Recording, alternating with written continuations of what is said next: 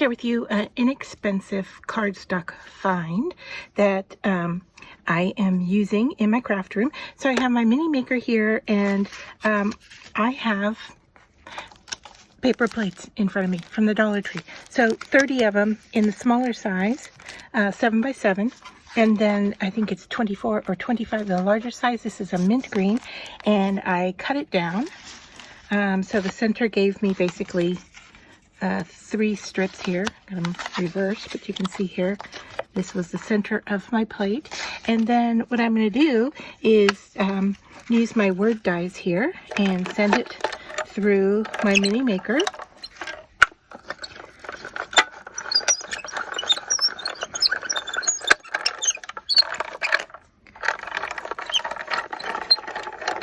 And just show you that this makes for great crafting and inexpensive ways to use your cardstock.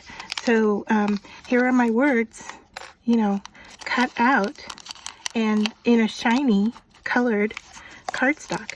And then what I do with them after, you know, I've punched out all the little pieces is I store them in a photo album, which I'm looking for mine. It's usually right here in front of me. There it is. It's hiding underneath my dies. Okay.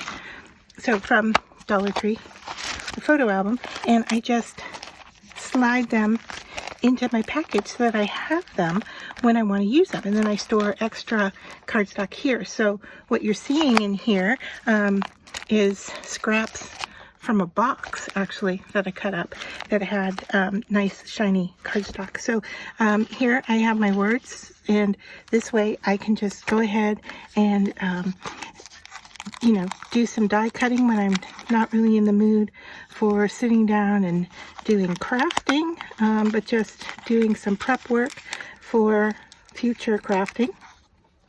And using my paper plate, you can see here that I've cut 3 words and I still have room for more. So I may just use these same dies again and cut some duplicates. But what a great way to get quick and easy and inexpensive. I mean, if you have some paper plates laying around that you've used for a party or whatever, even white, you could always color it or paint on top of it or do what you want. You could use these as layering too to build up, you know, some weight. But I like the idea of buying the colored plates and then in the colors that you think you'll use, and then cutting out your sentiments. Here's another tip when you're cutting out sentiments to store. So here's the larger one I just cut out, and you can see I haven't weeded out the E. In fact, I'm just going to leave it there and store it this way because that will give it some stability. And then I have a dot to the word smile. And so what I'm going to do here is just rip this cardstock like so and leave it stored in there and put these 2 together in my binder, and that way I have the dot should I want to use it. And if I don't, I can always use a gem or some glue, pretty much anything, you know, a little embellishment piece to dot my eyes. So those are some options, but I like being able to keep the dots. And in fact, a lot of times when I cut out words, you can see here, if I have little pieces left, I store a couple of them here in a folder with the extra card.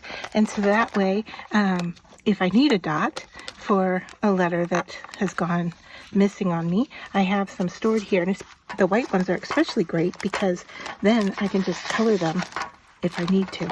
So yeah, so I keep a few scraps and then the rest of my words.